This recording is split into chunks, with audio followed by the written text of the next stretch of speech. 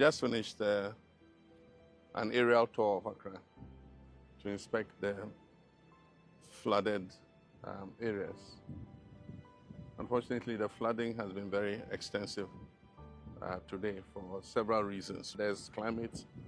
If you look at the rainfall pattern from 2024, 2025, 2026, you see that increasingly every year we're getting more rain in Accra than we used to get.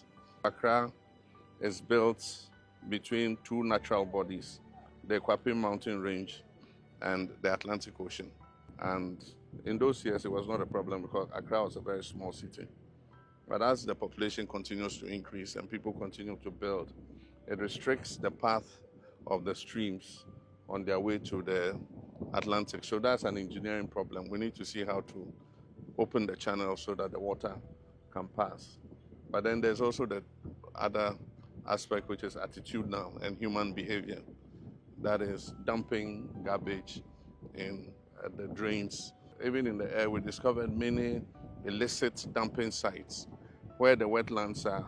People have gone to create a waste dumping ground, and they charge 20 cedis for the aboboya to come and fill the waste into the wetlands. And when it has filled sufficiently, they sell the land to people to come and build on it.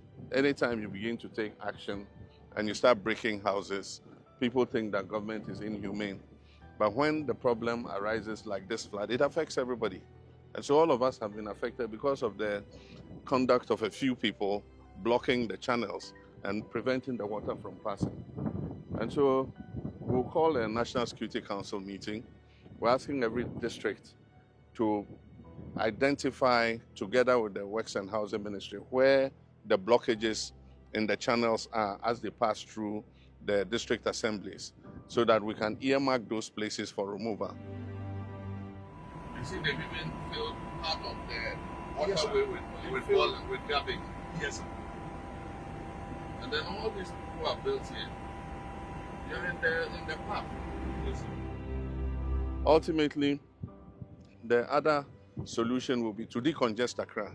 And that's why we're planning that we move some of the city out, that is the major government departments, and then also create a new center of growth so that our people will start building outside Accra in a new city instead of everybody looking for some space in Accra to build. So, but that's a long-term solution. But I just want to express my sympathy with people who have lost property. Loss of property has been very extensive, and I want to thank the military, NADMO, the police, and the Hydro, Works and Housing Ministry, and all the emergency response team, 48th Engineers Regiment, for the rescue that they did.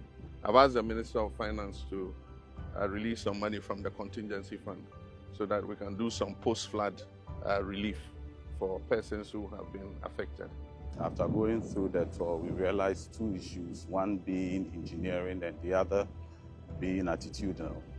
It's tasked us as a ministry to ensure that the engineering part, we put our engineers together to ensure that the right thing is done, and also ensure that the good people of Ghana also do the right thing to ensure that at the end of the day, we'll be able to get the best for our good country, Ghana. But let us change our attitude and let us find a permanent solution to this Accra flooding problem. We shouldn't become like the vulture who, anytime it is raining, he says as soon as it stops raining, he'll repair his roof. And then as soon as it stops raining, he says, oh, it has stopped raining, so there's no need to repair the roof. This time should be different.